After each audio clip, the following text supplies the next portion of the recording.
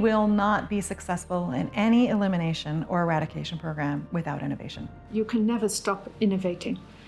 And we are all hopeful as scientists that one of these innovations in one of these diseases will suddenly be a true game changer.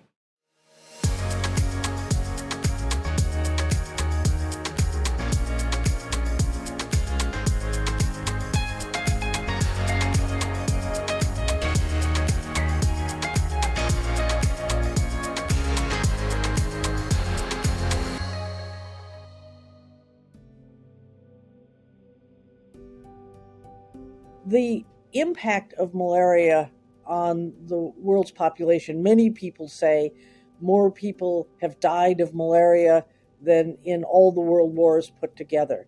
It is a major infectious disease and has been with us throughout history. There's really been a concerted effort to move to a malaria elimination and eradication.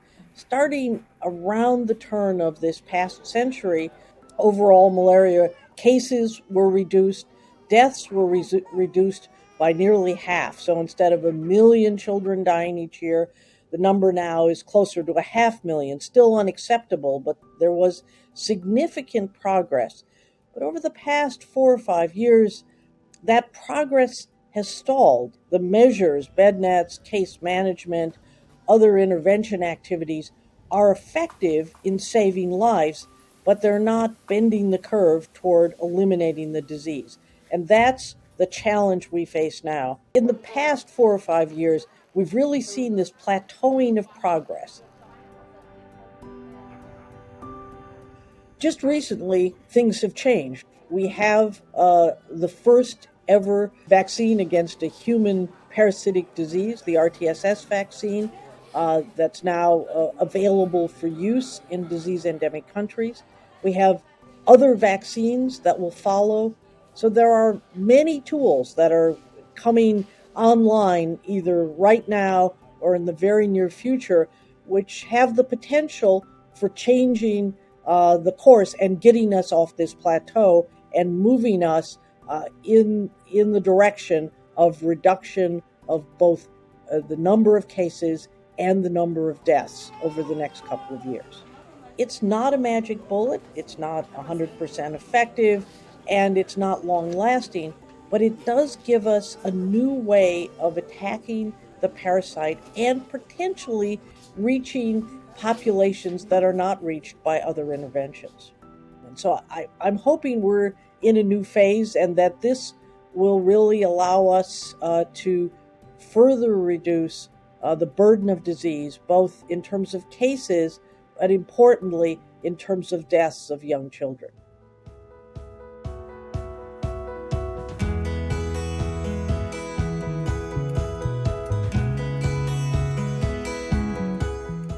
We need new strategies to eliminate onchocerciasis in Africa. So it is difficult to eliminate the disease in Africa. That's why we need innovation. La lutte contre l'onchocercose repose principalement sur la stratégie appelée traitement à l'ivermectine sous directive communautaire. Grâce à cette stratégie, l'onchocercose a pu être éliminée dans plusieurs foyers en Afrique. Cependant, dans plusieurs zones au Cameroun, la maladie persiste malgré plus de 25 années de traitement à l'ivermectine.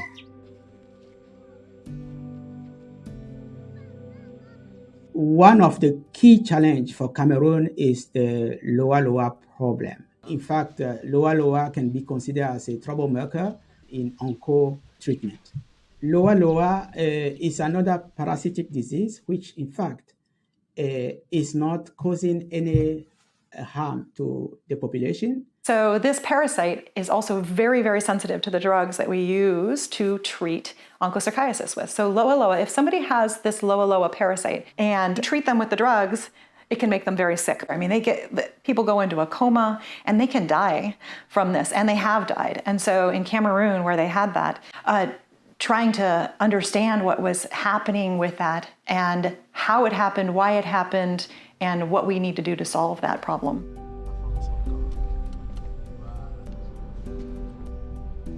In this particular district, when ivermectin was given for the first time in 1999, there were many severe adverse events. We recorded something like 17 severe adverse events in this Sokola Health District, among which 3 deaths. And we discovered that these severe adverse events were due to high microfilarial load of LoaScope. The LoaScope is basically taking cell phone technology, and the LoaScope detects the movement of the red blood cells, the red blood cells themselves being moved around by the parasites that are wiggling through the blood. So you can actually get quantifiably how much parasite is in the blood. So it is more than a presence-absence, which we needed to know much more than that. We need to know how much is in the blood to know if a person is at risk of these severe adverse events. So it actually comes up with a little red, yellow, or green light to say, yes, green is okay to treat. Here you're at risk, here you definitely don't treat them. So empowers the public health system to make the decisions that are appropriate.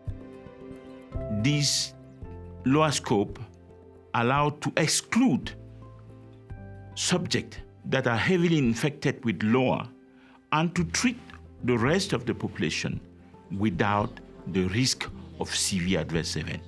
We use it in 2 districts in Cameroon, and we have been able to treat more than 60,000 people without a single case of severe adverse event.